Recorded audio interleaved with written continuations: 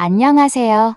인생을 바꾸는 관점입니다. 오늘은 늦둥이 아들의 행복한 결혼 생활을 위해 덜 먹고 덜 쓰면서 모아온 돈을 모두 주었건만 결국 아들과 며느리에게 배신을 당한 정선자님의 사연입니다. 그들은 결국 재판까지 갔다고 하는데요. 과연 정선자님에겐 어떤 일이 있었고 재판 결과는 어떻게 되었을지 지금 바로 들어보시죠. 안녕하세요. 제 이름은 정선자입니다. 60을 넘기고 70을 앞둔 지금 돌아보면 우리 부부의 인생이 마치 긴 여정 같다는 생각이 듭니다. 저와 남편은 결혼 초기부터 아낄 수 있을 때 최대한 아끼자라는 다짐 아래 지극히 소박한 일상을 이어왔어요. 저도 남편도 인생을 즐길 여유라곤 없었지만 아이를 낳고 나서는 더욱 절약에 집중했습니다. 왜냐하면 내가 배부르고 등 따신 것보단 자식에게 조금이라도 더 좋은 걸 해 주고 싶다는 마음이 더 컸으니까요. 사실 신혼 초기엔 월급날만 기다리며 생활비를 쪼개 쓰느라 정작 저희 두 사람을 위한 지출은 거의 없다고 봐도 무방할 정도였습니다.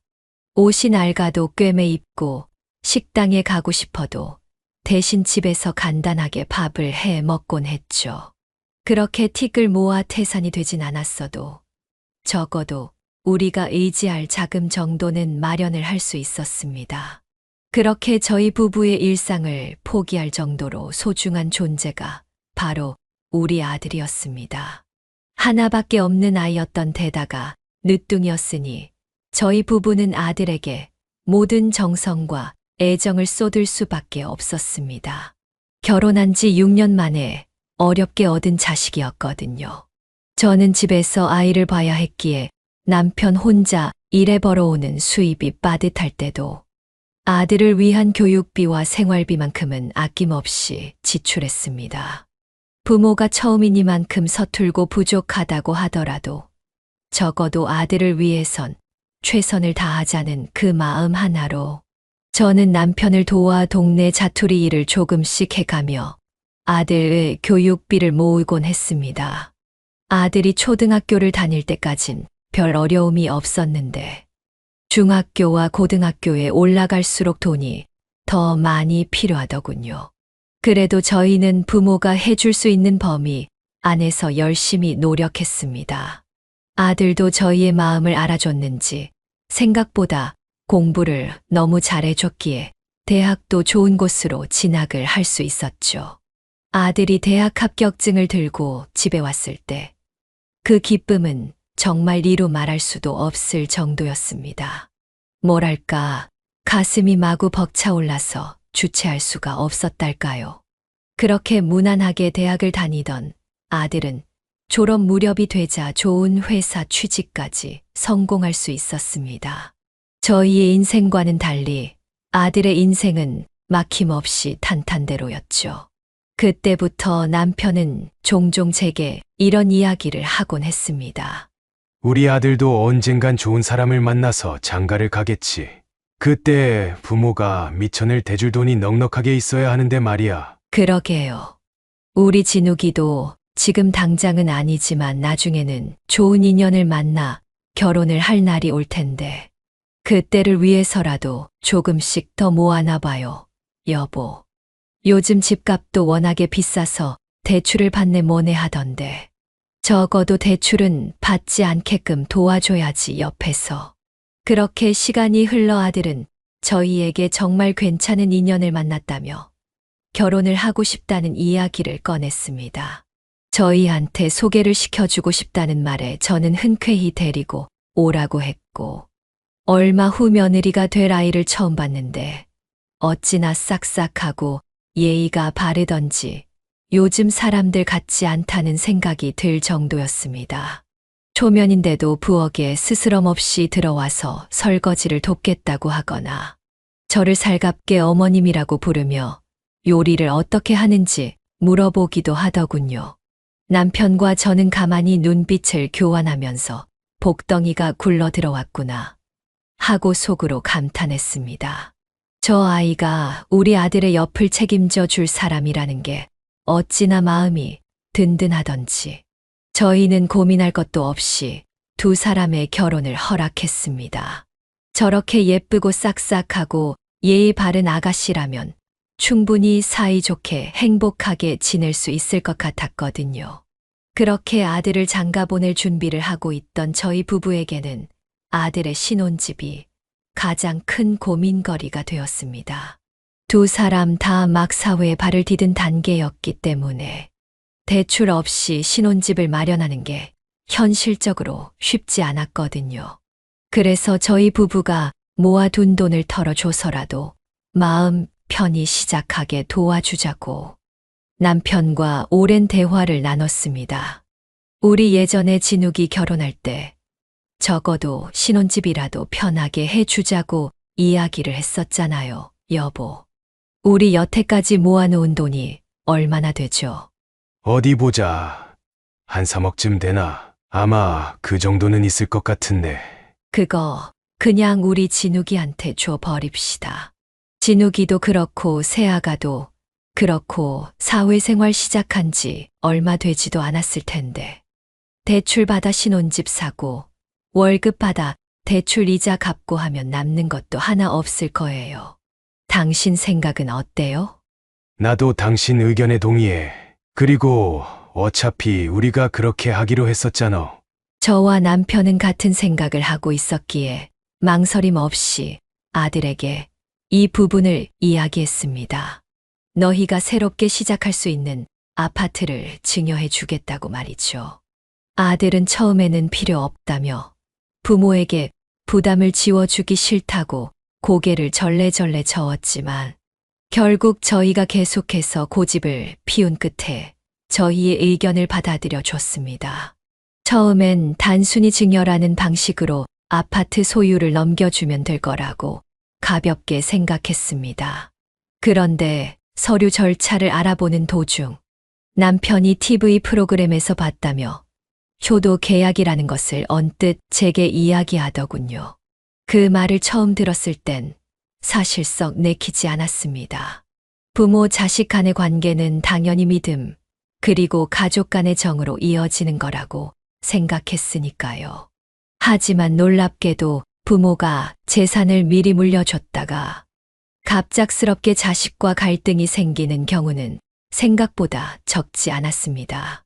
자식이 부모에게 눈길조차 주지 않고 무관심하게 대하거나 더 심한 경우에는 고부 갈등이나 가족 내 다툼으로 인해 부모가 외면을 당하는 사례도 있더라고요. 그런 극단적인 상황을 미리 방지하자는 뜻에서 저희 부부도 이른바 효도 계약을 고려하기 시작했습니다. 그래서 변호사 사무실을 직접 찾아가 상담을 진행한 결과 실제로 민법상 증여 계약에 특정한 조건을 붙이는 것이 가능하다고 했습니다.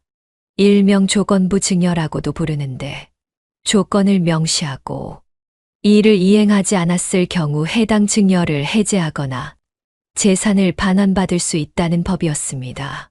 변호사님은 구체적인 효도, 계약 조항을 넣을 때에는 부모가 자식에게 일방적으로 지나친 요구를 하거나 현실적으로 지키기 힘든 조건을 작성해 놓으면 안 된다고 강조했습니다. 그걸 작성하지 말라고 말씀드리는 이유가 나중에 자식이랑 법적 공방이 일어났을 때 계약 자체가 무효화되어 버리는 경우도 있거든요. 사회적 타당성으로부터 벗어난다던가 하는 이유 때문에요. 그럼 어떤 조항들을 넣어야 할까요? 우리 아들은 절대로 그럴 애가 아니긴 한데 세상에 100%라는 건 없습니다. 99.9%의 신뢰를 가지고 있다고 하더라도 0.1%의 만약을 무시할 수는 없는 법이죠. 우선 첫 번째로 계약서 안에 작성되는 내용은 모두가 납득할 수 있을 정도로 상식적인 범위 내에서 정해야 되고 부모와 자식 모두가 받아들일 수 있는 내용이어야 합니다. 저희는 아들 내외와의 법적 분쟁 자체를 원치 않았기에 효도 계약 조건을 최대한 합리적이고 간소하게 구성했습니다. 예컨대 부모가 질병이나 사고로 입원해 있을 때 자식은 최소 주 1회 이상 병문안을 갈 의무가 있다. 라든지 부모가 질병으로 긴급한 도움이 필요할 시 최대한 지원을 해주고 정기적으로 연락을 할 의무가 있다라는 등 다소 포괄적인 문구로 작성을 했습니다. 이런 걸 작성하고 있으니 저로서는 조금 서글프기도 했습니다. 문장 하나하나에 자식에게 부담을 주고 싶지 않다는 마음과 함께 저희도 보호받아야 한다는 마음이 담겨 있었거든요. 괜히 아들 내외가 이 계약서를 보고 마음이 상하지 않을까 염려가 되기도 됐습니다. 그리고 계약서를 다 작성한 다음 아들 내외를 불러 설명을 해주고 직접 두 사람의 도장까지 받아낼 수 있었죠. 저는 변호사 사무실을 나오면서 아들과 며느리에게 이렇게 이야기했습니다. 엄마, 아빠가 너희를 못 믿어서가 아니야. 혹시나 무슨 일이 있을지 모르니까 혹시나 하는 거야. 너무 기분 상해하지 마. 에이, 어머니 괜찮아요. 저희도 알죠. 안 좋은 상황 같은 거 생길 일 없게 저희가 열심히 모시고 잘 살면 되는 거니까 마음 쓰지 마세요. 저희 기분 하나도 안 상했어요. 그치, 여보? 맞아요. 저는 되려 이런 계약서를 작성함으로써 어머님, 아버님, 그리고 저희 사이의 믿음이 좀 더 두터워진 것 같아서 기분이 좋은데요. 감사해요, 어머님, 아버님. 저희 정말 잘 살게요. 걱정했던 것과는 다르게 분위기는 훈훈하게 흘러갔습니다. 딱히 기분 상한 티를 내지도 않았고 되려 저희에게 잘하겠다는 아들 내외의 말에 마음이 조금이나마 놓이더군요. 그 뒤로 아들 부부는 서울 아파트로 이사를 가게 됐고 저희는 일단 아들 부부가 편안하게 신혼생활을 누릴 수 있게끔 각종 가구와 가전제품을 드리는 것도 도와줬습니다.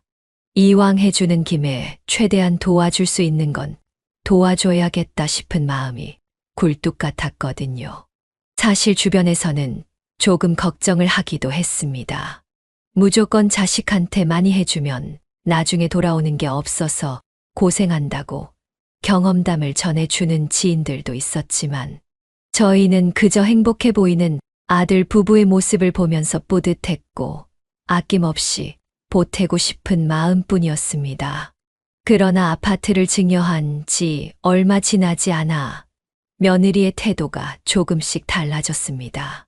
처음에는 워낙 바쁜 신혼생활 탓이라고 생각했어요. 아들도 회사 일이 바쁘고 며느리도 직장 생활을 하고 있으니 어느 정도는 이해하려고 했습니다. 문제는 저희와의 소통이 점점 줄어들기 시작했다는 것이었습니다. 신혼 초반에는 전화나 문자로 매일같이 안부를 물어오던 며느리가 어느새 연락을 거의 끊다시피 해버린 겁니다.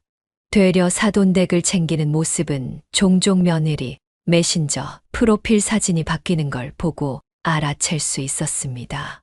주말마다 친정에 들러서 시장도 같이 보는 것 같았고 필요한 물품도 사다 드리며 다정하게 지내는 것 같더군요.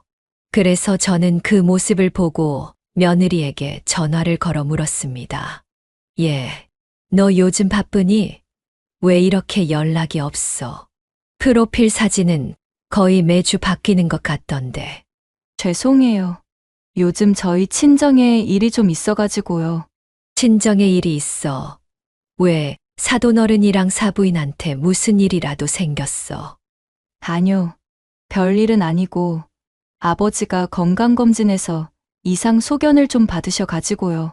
별로 큰 문제는 아닌데 그래도 걱정이 돼서 매주 친정에 내려가고 있어요. 가족들이랑 시간 좀 보내면 좋을 것 같기도 하고 많이 신경 쓰이셨죠? 죄송해요. 아휴, 아니다. 죄송은 무슨. 괜찮다, 괜찮아. 사돈어른께 안부 전해드리고 사돈어른이 편찮으시다는 말에 뭐라 더 할 수 있는 말이 없더라고요. 하지만 며느리는 그날 이후로도 몇 개월 동안 저희 부부에게 관심이 없었습니다. 그리고 며느리의 태도에 문제가 생겼다는 것이 더욱 뚜렷하게 확인된 건 남편이 갑작스럽게 병원에 입원하게 된 시점이었습니다. 물론 아주 심각한 병은 아니었지만 그래도 검사와 치료를 위해 일주일간 입원해야 했습니다. 그때 저는 며느리가 그래도 명색이 시아버지가 입원을 했으니 얼굴이라도 잠깐 비추겠지 하고 내심 며느리가 찾아올 것을 기대했습니다. 그런데 의외로 아들 혼자 병원에 찾아왔더라고요. 예, 새아가는 어디 가고 너 혼자 덜렁 왔어. 아, 그냥 지금 회사 일이 좀 바빠서요. 안부 전해달라고 하더라고요. 아무리 일이 바빠도 그렇지 시아버지가 이렇게 아파서 입원을 해 있는데 전화 한 통 안 하고 남편한테 안부나 전해달라고 한다는 게 말이나 되는 소리니? 나는 걔 그렇게 안 받는데 참 너무한다. 요즘은 전화도 안 하고. 아, 여보, 너무 그러지 마라. 일이 바빠서 그렇겠지. 남편은 겉으로는 직장 생활하느라 바빠서 그런가 보다 라며 받아들이는 것 같았지만 몰래 한숨을 쉬곤 했습니다. 저 역시 솔직히 며느리에게 많이 서운했습니다. 신혼 때만 해도 어머님, 아버님 식사 맛있게 하셨어요? 필요한 거 없으세요? 라며 자주 연락하던 며느리였는데 이제는 저희의 사소한 일상조차 살피지 않는 것 같아 마음이 좀 그렇더군요. 이번 마지막 날까지도 며느리는 한 번도 병원을 찾지 않았고 퇴원하는 날에도 바쁘다는 이유로 얼굴 한 번 비추지 않았습니다. 그리고 아들이 며칠 뒤 저희 집에 잠깐 들렀을 때 참다 못한 남편이 이렇게 이야기를 하더군요. 새아가는 정말 많이 바쁜 모양이구나. 회사에서 무슨 일이라도 생긴 거냐? 내가 큰 걸 바란 건 아니다마는 안부 전화 한 통 없는 건 참 속상하다. 서운하기도 하고. 요즘 회사에서 야근도 많고 실적 압박이 좀 심해서 그런가 봐요. 집에서도 퇴근하고 들어오면 바로 자고 그래요. 어머니, 아버지가 넓은 마음으로 이해해 주세요. 며느리가 정말 바쁜 건지 아니면 다른 사정이 있는 건지 궁금했지만 아들이 굳이 말하지 않는 걸 가지고 대화를 이어나가기가 좀 어렵더군요. 남편과 저는 괜히 서로 눈치만 보다가 입을 다물어 버렸습니다.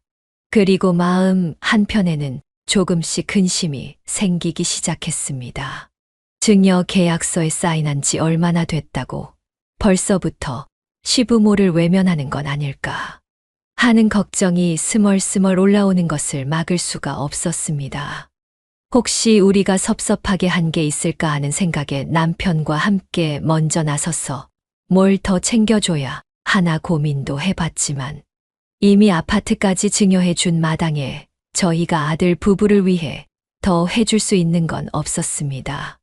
우리가 효도 계약이니 뭐니 하는 걸 넣어서 괜히 우리를 불편하게 생각하고 있는 건 아닐까. 난 자꾸 그런 생각이 드네. 그러게요. 허심탄회하게 말이라도 좀 해주면 좋을 것을. 바쁘다는 걸로 계속 빙빙 둘러대기만 하니 참 답답하기만 해요. 참네, 대놓고 새아가. 너 요즘 왜 이렇게 달라졌냐? 예전에 아파트 증여받을 때 효도 계약서에 사인한 건 벌써 다 까먹은 게야? 하고 물어볼 수도 없는 노릇이고 답답하다 답답해. 결국 저희는 마음속에 돌덩어리처럼 무거운 감정을 그대로 안은 채 이러다가 진짜 나중에 우리가 더 아프거나 돌봐줄 사람이 필요할 때 과연 며느리는 어떻게 나올까 하는 불안감까지 가지게 됐습니다. 남편은 빈말처럼 효도 계약서를 다시 읊어줘야 한다며 농담을 하곤 했는데 그 목소리가 결코 가볍게 들리지만은 않았습니다. 그러던 어느 날 뜻밖의 일이 찾아왔습니다. 바로 며느리가 먼저 전화를 걸어온 것이었죠. 마침 그날은 저희 생일이기도 했기에 생일 축하는 해 주려나 보다 하고 전화를 받았습니다. 그런데 저한테 집으로 오라고 하더군요.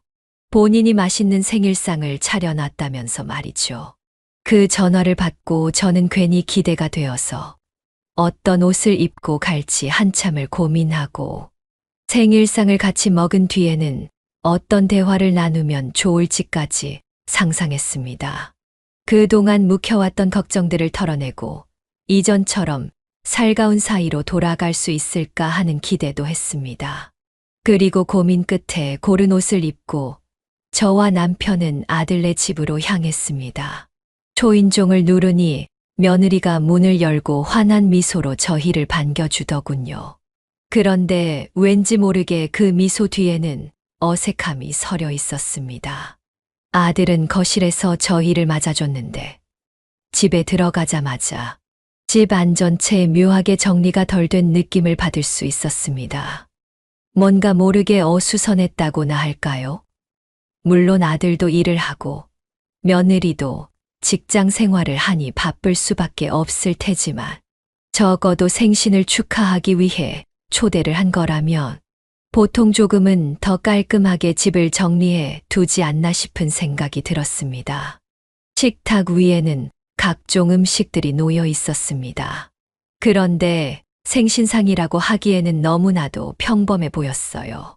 늘 밥 반찬으로 먹는 멸치볶음, 장조림, 김치 몇 가지와 미역국이 전부였습니다. 그런데 전반적으로 양도 많지 않았고 미역국의 색깔도 이상하리만치 짙은 갈색이었습니다. 미역국은 보통 간장이 아니라 국간장이나 소금을 쓰는데 왜 이렇게 국물이 검을까 하는 궁금증이 스쳤지만 내색하지 않고 그냥 자리에 앉았습니다. 남편도 눈으로 한번 훑더니 아무 말 없이 자리에 앉았어요. 그래도 차려준 것에 대한 정성으로 먹으려고 했죠. 저는 잘 먹겠다고 생일상을 차려줘서 고맙다며 웃는 얼굴로 수저를 들었지만 미역국 한 입을 떠먹자마자 바로 뱉어버렸습니다. 정말 짜도 이렇게 짤 수 있을까 싶을 정도로 짠 맛이 강하게 느껴졌거든요. 소금을 한 트럭 들이부은 걸로도 모자라서 약간 오래된 기름, 냄새까지 나는 것 같아서 도저히 먹을 수가 없을 것 같았습니다. 그래도 이건 차려준 사람에 대한 예의가 아니다 싶어 최대한 티내지 않고 조용히 몇 숟갈 뜨다가 도저히 먹기가 힘들어 수저를 내려놓았습니다. 그건 남편도 마찬가지인지 주변에 있는 반찬 몇 가지를 집어먹더니 한숨을 푹 내쉬더라고요. 왜 그러세요, 어머님, 아버님? 혹시 음식이 입에 안 맞으세요? 아, 아니다. 맛있네. 맛있어. 잘 끓였네. 반찬도 잘했고. 정말요? 다행이에요. 혹시나 입맛에 안 맞으시면 어떡하나 걱정했거든요. 저, 어머님, 아버님 사실 제가 오늘 두 분을 집으로 오라고 말씀드린 건 어머님 생신을 축하해 드리기 위한 목적도 있지만 다른 이야기를 전해드리고 싶어서이기도 해요. 저 사실은요, 임신을 하게 됐어요. 오늘 병원에 가보니까 7주 됐다고 하더라고요. 뭐? 임신을 했다고? 네. 그래서 지금 살고 있는 이 집이 조금 비좁을 것 같아서 이사를 생각 중이거든요. 지금이야 좀 이르다 싶겠지만 이런 건 미리미리 생각을 해놓는 게 좋을 것 같아서요. 그런데 대출을 받기에도 좀 빠듯할 것 같고 그동안 저축해 놓은 돈도 많이 부족해서요. 그래서 혹시 어머님, 아버님께서 조금만 지원을 해주실 수 있을까 해서.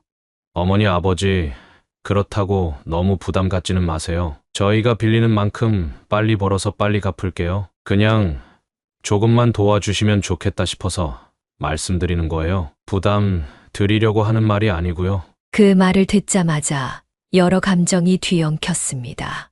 우선 손주가 생긴다는 사실은 기뻤습니다.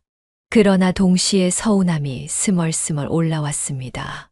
진심으로 제 생일을 축하해 주기 위한 게 아니라 이 말을 꺼내기 위한 게 진정한 목적이었던 것 같았거든요. 저는 아무 말도 하지 않았지만 남편은 그래도 겉으로는 축하를 해줬습니다. 그리고 돈 이야기는 천천히 나눠보자며 대화를 끊어버렸어요. 그렇게 식사답지 않은 식사를 마치고 난 뒤 저는 주방을 잠깐 둘러보았습니다. 그리고 싱크대 쪽을 보는데 처음 보는 용기들이 보이더군요. 마트에서 파는 반찬 용기 같기도 했고, 어딘가 집에서 가져온 듯한 투명한 플라스틱 통도 있었습니다. 설마 밖에서 사온 반찬으로 차린 건가 생각했지만, 뭐 그럴 수도 있지 싶어 대수롭지 않게 넘어갔습니다. 그런데 마음 한구석엔 왠지 모를 찝찝함이 가시질 않았습니다. 그날 아들과 며느리는 오랜만에 왔으니 자고 가라며 저희 부부에게 작은 방을 내어주었습니다. 남편과 저는 하루를 정신없이 보낸 탓에 누우면 금세 잠이 들 줄 알았습니다. 하지만 희한하게도 제 머릿속에선 도대체 왜 음식에서 이상한 맛이 난 건지, 미역국에서는 왜 그렇게 짠 맛이 난 건지라는 생각이 계속해서 맴돌았습니다. 그렇게 한참을 잠 못 들고 뒤척거리다가 새벽 2시가 조금 넘었을 때 저는 갈증이 느껴져 물을 마시려다 주방 근처에서 아주 낮은 목소리가 들리는 것을 듣게 됐습니다. 아들 부부가 아직도 깨어있는 모양이었어요. 저는 물만 마시고 방으로 돌아가려다 저도 모르게 두 사람의 대화를 듣게 됐습니다. 아씨, 너무 티났나? 어머님이 혹시라도 알아차리신 거 아니야?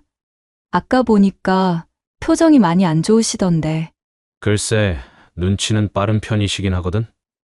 근데 난 잘 모르겠던데. 에이, 우리 친정엄마가 만들어준 거 먹고 남은 건지 모르셨을 거야. 아무리 눈치 빠른 어머님이라 하시더라도 그것까지 알아차리셨겠어? 되게 잘 드시던데. 휴, 나는 먹다 남은 거 티났을까봐 아주 혼났네 정말. 뭐 하긴 새로 만든 거나 먹다 남은 거나 맛은 거기서 거기긴 하지. 그나저나 돈 안 빌려주시겠다고 하시면 어떡하지? 대출 받을 여력도 없는데 골치 아프네. 설마 우리한테 안 빌려주시겠어? 이 아파트도 어머님, 아버님께서 증여해 주신 거잖아. 그 못 같은 효도 계약서인지 뭔지 이상한 걸 쓰긴 했지만 얘기가 나와서 하는 말인데 그거 좀 이상한 것 같아. 요즘 시대에 누가 그런 걸 써? 나 진짜 이런 걸 써야 하나 말아야 하나 고민하다가 도장 안 찍으면 집 안 주실 것 같아서 억지로 웃으면서 도장 찍었잖아 진짜. 당신이 이해 좀 해. 우리 부모님 고리타분한 옛날 분들이신 거 당신도 잘 알잖아. 그거 법적으로 효력 없는 거겠지? 그냥 형식상으로만 작성하는 거지? 아마도 그럴걸? 솔직히 어머니랑 아버지도 뭐 우리한테 효도를 바라시고 그걸 적어달라 하셨겠어? 분명 옆에서 누가 바람 넣으셨을 거야. 이걸 쓰면 좋다더라. 자식들이 말도 잘 듣고 괜찮더라 하면서. 안 봐도 비디오지 뭐. 두 사람의 대화를 들은 제 가슴은 쿵 하고 내려앉았습니다. 듣지 않아도 될 이야기를 들어버렸다는 자각과 함께 충격이 몰려오더군요. 아들 부부가 차린 생일상이 사실은 먹다 남긴 음식이었다는 사실이 머릿속을 아프게 울렸습니다. 게다가 저와 남편에 대한 뒤 얘기까지 하는 걸 듣고 저는 그 자리에서 차마 두 사람의 대화를 더 들을 자신이 없어 조용히 방 안으로 들어가 놀란 가슴을 쓸어내렸습니다. 그런데 충격이 꽤 강했던지 한참이 지나도 진정이 안 되더군요. 한참 동안 생각을 하던 저는 조용히 남편을 흔들어 깨웠습니다. 남편은 자다가 깨어 몹시 피곤해 보였지만 제 얼굴에 실린 심각함을 보고서는 자세를 고쳐 앉고 제게 무슨 일이냐고 물었어요. 저는 남편에게 조금 전 아들 부부의 대화에 대해 털어놓았습니다. 남편은 처음엔 제 말을 잘 이해하지 못하는 것 같았지만 점차 이해하고는 얼굴빛이 하얗게 질리기 시작했어요. 그럼 우리가 먹은 음식이 먹다 남긴 음식이라는 거지. 세상에 어떻게 그런 짓을 할 수가 있어. 새로 한 음식도 아니고 먹다 남긴 걸 음식물 쓰레기를 상에 올렸다는 거잖아. 물론 먹다 남은 음식이라고 해서 못 먹을 건 아니지만 생일상에 그런 걸 올렸다는 게 말이 돼요. 그리고 더 기가 막히는 건 우리를 초대한 목적이 결국 이사 자금 때문이었다는 거예요. 이럴 거면 차라리 다른 방식으로 이야기를 꺼내든가 하지. 굳이 이렇게까지 기분을 잡치게 만들 필요가 있었느냐고. 이해가 안 돼요, 정말. 여보, 우선은 내일 아침에 아무 일 없었다는 듯이 집에 가자. 굳이 여기서 언성을 높이거나 따질 필요는 없을 것 같아. 그리고 금전적인 문제는 나중에 이야기를 하자고 하자. 머리가 다 아프다. 그렇게 저희 부부는 뜬 눈으로 밤을 지새웠고 아침이 되자 아들과 며느리가 일어나 방문을 열고 저희에게 인사를 건넸습니다. 며느리는 해맑은 목소리로 잘 주무셨느냐고 물었지만 저는 도저히 며느리의 얼굴을 똑바로 바라볼 수 없었습니다. 마치 아무 일 없었다는 듯 행동하는 며느리가 낯설게만 느껴졌거든요. 그리고 저희는 일어나자마자 일단 집으로 돌아가겠다고 말했습니다. 아들과 며느리의 얼굴에 당황스러움이 역력해 보였지만 그것까지 신경 쓸 여유가 저희에게는 없었습니다. 집에 도착해서도 저는 한참 동안 말이 없었습니다. 남편도 먼저 입을 떼지 않았죠. 점심이 지나고 나서야 남편이 조심스레 물었습니다. 당신은 어떻게 할 생각이야? 돈 말이야. 도와줄 생각이 있어. 솔직히 도와주고 싶지 않아요. 아니, 도와주기 전에 최소한 우리한테 미안함이라도 표현해야 하는 거 아닌가 싶어요. 이렇게 어이없이 기분이 상해버렸는데 사과 한마디 없이는 그 어떤 도움도 주고 싶지 않네요. 남편은 고개를 끄덕이며 제 말에 동의를 해줬지만 앞으로 어떻게 해야 할지 막막했습니다. 이대로 그냥 자연스럽게 아들 내외와 연을 끊고 살아야 하는지 아니면 작정하고 찾아가서 왜 그런 식으로 사람을 우습게 만드느냐고 때려 엎어야 할지 여러 가지 고민들이 저희 부부를 휘감아 괴롭히기 시작했어요. 그렇게 며칠 후 아들과 며느리는 결국 저희 집으로 먼저 찾아왔습니다. 연락 한 통 없이 말이죠. 그런데 눈치를 슬금슬금 보는 아들과는 달리 며느리는 평소보다 훨씬 당당하고 여유로운 표정을 지어 보였습니다. 그리고서는 저와 남편이 보는 앞에서 소파에 턱하니 앉아서 다리를 꼬더니 이렇게 말을 하는 게 아니겠어요?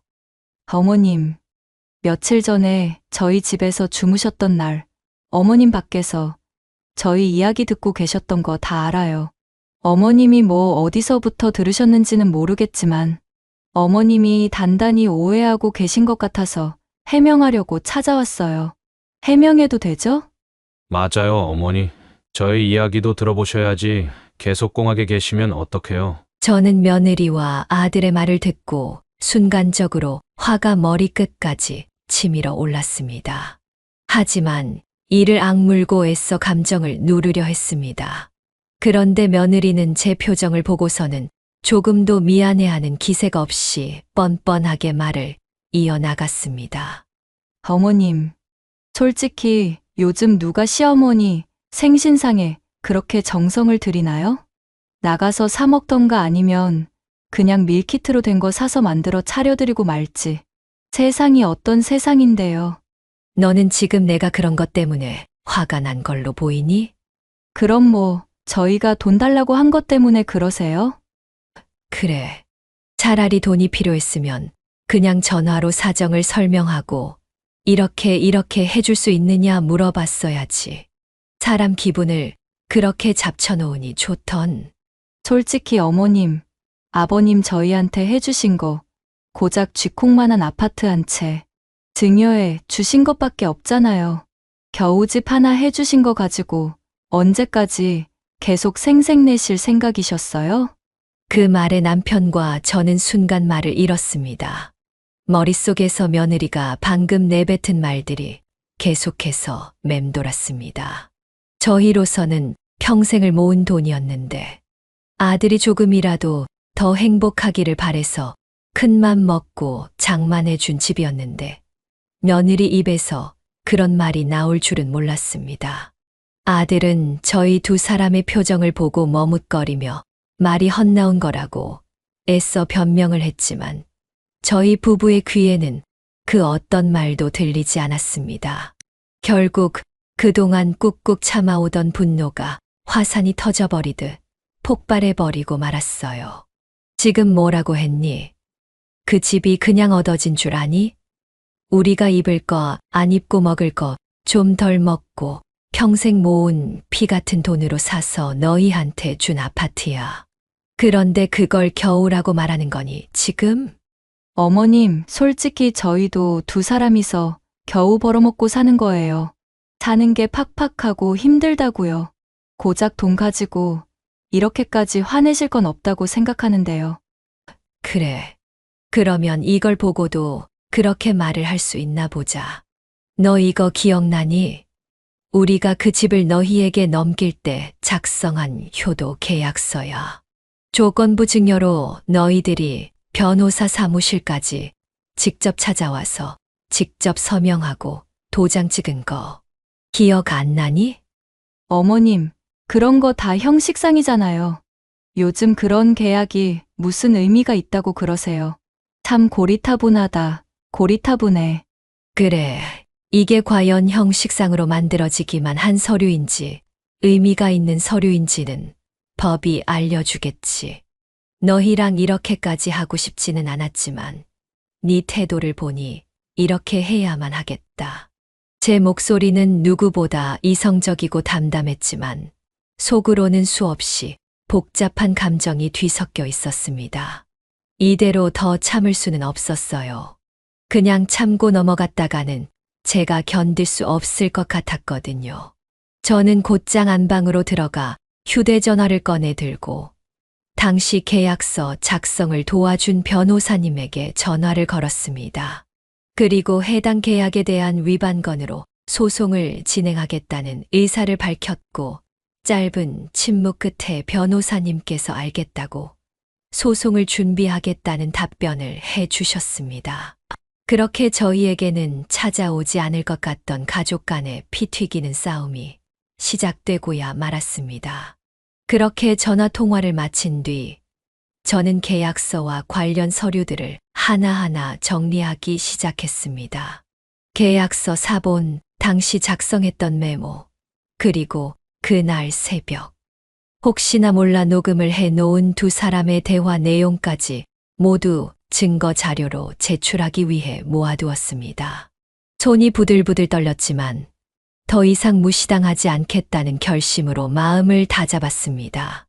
남편도 묵묵히 제 편이 되어줬어요.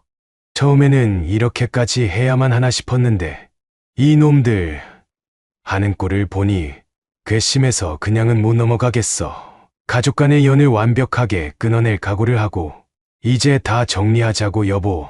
우리한텐 절대로 이런 일이 일어나지 않을 거라 생각했는데 그때 변호사님이 하신 말씀대로 세상에 100%는 존재하지 않는다는 말이 이런 걸 의미하는 거였나 봐요. 마음 한 구석이 참 씁쓸했습니다. 가족끼리 이런 식으로 싸움을 벌인다는 것 자체가 기분이 참 그렇더라고요. 그렇게 한 달 정도가 지난 후 법정에서 첫 공판이 열렸습니다. 법정 안의 공기는 무겁고 팽팽한 긴장감이 흘렀습니다. 저와 남편은 손을 꼭 맞잡고 원고석에 앉아 있었고 피고석의 아들과 며느리는 얼굴이 굳은 채 서로 눈치를 보며 앉아 있었습니다. 아들 측에서도 변호사를 선임한 건지 변호사가 먼저 일어나 발언을 시작했습니다. 가족 간 효도는 도덕적 의무이지 법적 구속력이 없는 데다가 가족 내의 갈등으로 이미 준 아파트의 증여를 취소하겠다는 원고의 주장은 지나치며 부당한 것이라고 주장을 하더군요. 저희가 무리한 걸 요구한 것도 아닌데 거기에 대해 부당하다고 주장하는 걸 보며 기가 차서 말이 나오지 않았습니다. 이에 저희 변호사가 차분하게 일어나 반론을 시작했습니다.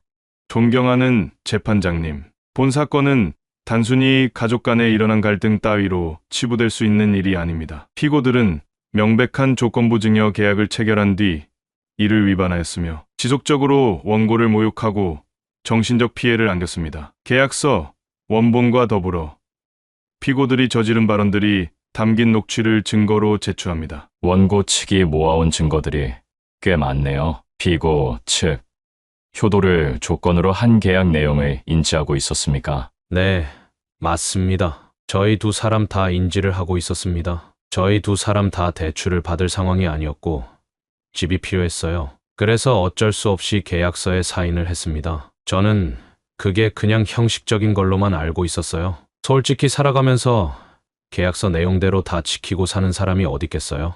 안 그래요, 여러분? 재판장님도 사람이시잖아요. 모두 다 완벽하게 지키고 살지는 않으실 거 아네요? 피고, 여기는 법정입니다. 소란 떨지 말고 정숙하세요. 며느리의 뻔뻔한 모습에 배심원들은 웅성거렸고 저희 변호사는 곧바로 표정을 굳혔습니다. 저는 가슴 속에서 또 한 번 분노가 치밀어 오르는 것을 느꼈습니다. 어쩜 사람이 반성하는 기색 하나 없이 저렇게 뻔뻔할 수가 있는지. 결혼 전 저희 집으로 인사를 왔을 때와는 전혀 다른 모습의 정말치가 떨릴 정도였죠. 저희 변호사는 이어 녹취록을 재생했습니다. 녹취록이 조용한 법정을 울렸고 며느리와 아들의 대화 내용에 법정안은 순간 정적에 휩싸였습니다. 판사님께서는 곰곰이 생각을 하시는 듯 한동안 말을 잇지 못하시다 서류를 탁 소리나게 덮으셨고 아들은 입을 꾹 다문 채 죄송하다는 말만 반복했습니다. 그리고 여전히 며느리는 본인이 잘못한 건 하나도 없다는 듯 고개를 빳빳이 쳐들고 있었지요.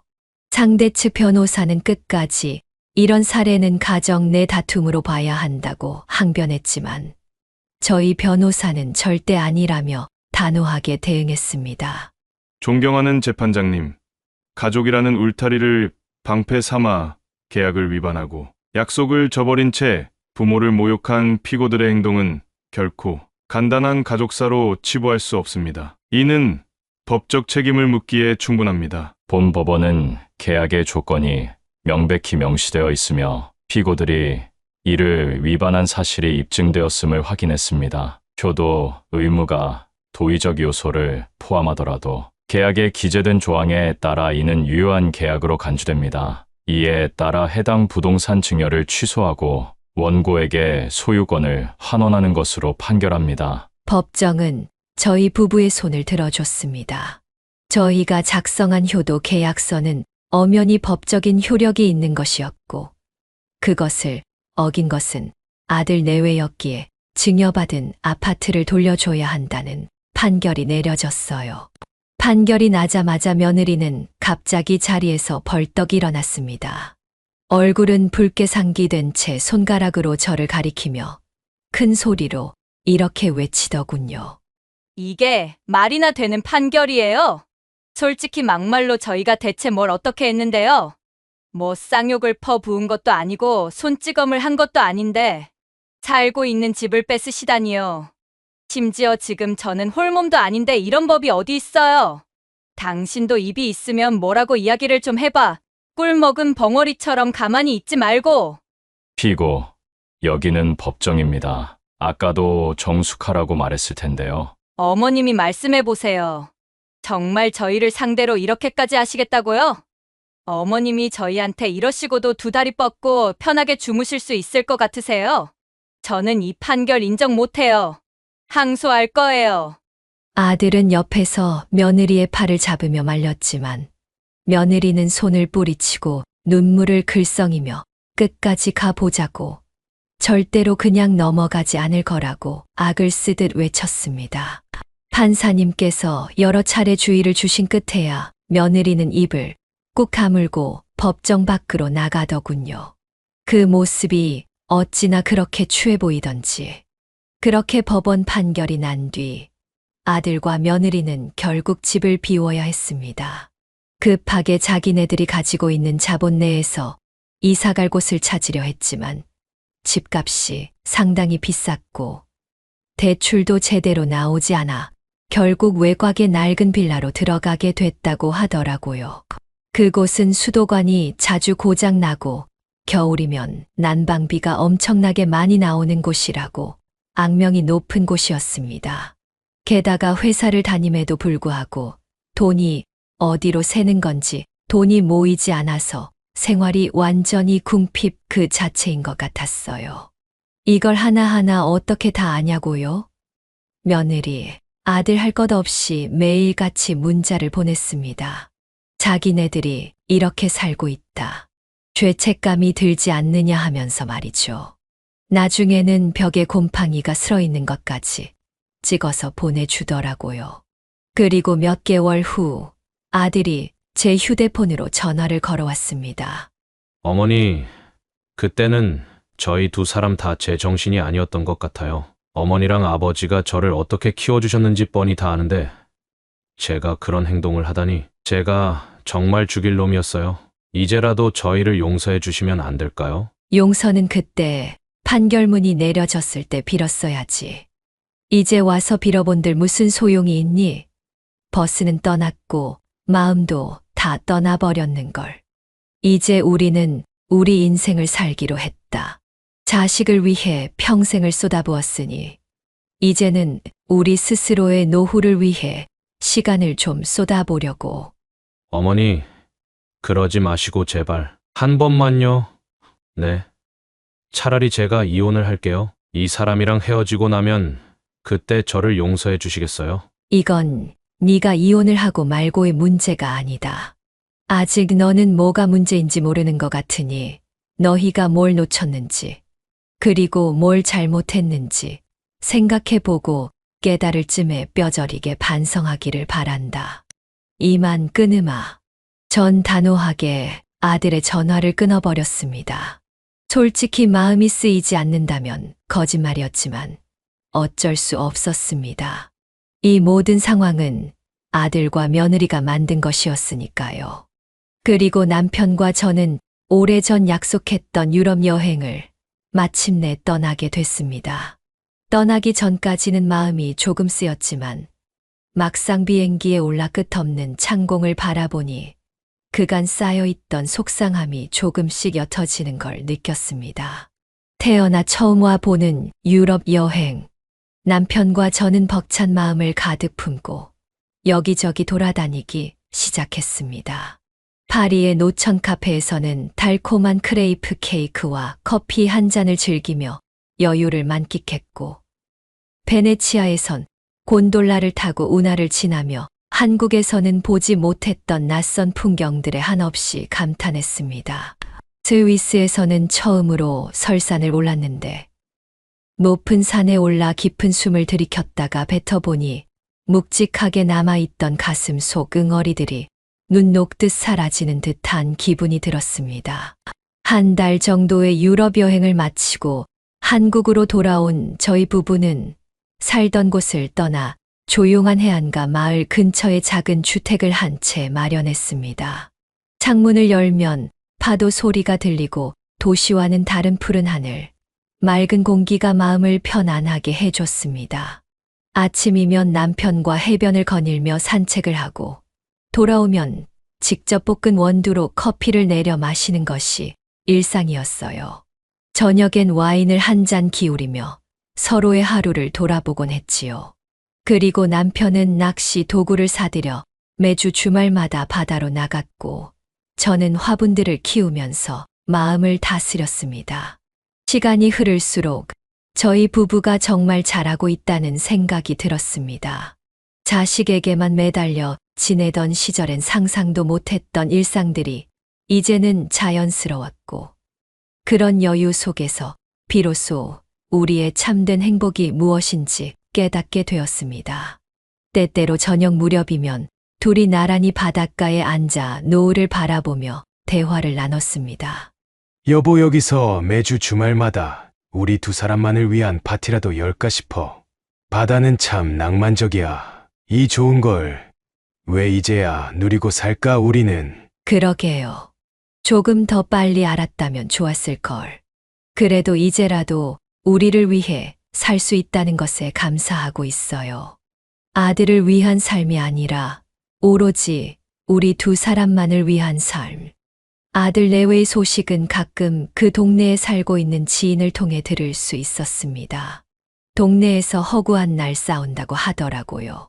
주변 사람들 시선 따위는 신경도 쓰지 않은 채 말이죠. 물론 그런 이야기를 들을 때마다 마음 한구석이 쓰린 것도 사실이지만 더 이상 아들 내외의 문제를 떠안고 해결해 줄 생각은 조금도 없습니다. 한 번 내린 결정이니 이번에야말로 끝까지 마음을 다잡을 작정이거든요. 자식에게 모든 걸 안겨주기 위해 참아온 오랜 세월에서 이제야 벗어났으니 저희 부부가 누리는 자유를 스스로 놓아버리고 싶지 않았습니다. 여러분께 꼭 드리고 싶은 말씀이 있습니다. 부모 또한 인생을 가지고 있는 개별적인 존재입니다. 자녀를 위해 희생한 시간이 길었다면 이젠 자신을 위해 살 때도 되었다고 생각합니다. 자식이 성인이 되었다면 부모에게 무조건적인 헌신을 요구할 권리는 없지 않을까요? 저도 한때 아들 내외와 연을 끊겠다는 결정을 내리고 아주 잠시 동안 죄책감을 느낀 적이 있었습니다. 이러다가 남들한테 손가락질 받는 건 아닐까 하고 말이죠. 하지만 결국 스스로가 아니면 내 인생을 챙겨줄 사람은 아무도 없다는 걸 깨달았습니다. 가끔씩 젊었을 적 우리 부부가 얼마나 고단했는지 떠올리면 그 시절로 돌아가고 싶냐고 스스로에게 묻게 됩니다. 하지만 확신할 수 있습니다. 지금이 훨씬 더 좋습니다. 그리고 행복합니다. 근심 걱정 없는 삶이 얼마나 행복한 건지 늦게나마 깨달았지만 저희도 저희의 삶을 재밌고 충실하게 누릴 권리가 충분히 있다는 걸 알게 됐습니다. 어쩌면 애초에 그걸 너무 미뤄두었던 게 문제였는지도 모르겠습니다. 이따금 제 지인은 제게 이런 이야기를 하곤 합니다.